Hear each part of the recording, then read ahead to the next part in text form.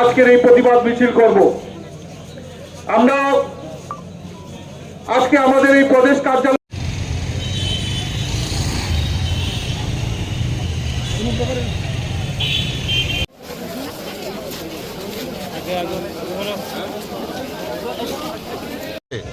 এই কংগ্রেসীদের যে নৈতিক অধঃপতন, এই যে চরিত্র, এইটা জনসমক্ষে তুলে ধরার জন্য আমরা প্রতিবাদ মিছিল সারা ভারতবর্ষে ভারতীয় জনতা পার্টির নেতৃত্বে হচ্ছে, যুব মোর্চার নেতৃত্বে হচ্ছে।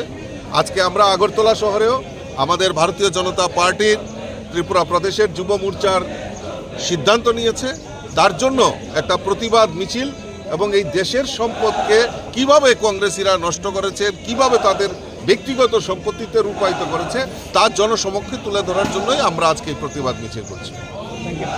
আজকের এই প্রতিবাদ মিছিল করব। আমরা আজকে আমাদের এই প্রদেশ কার্যালয়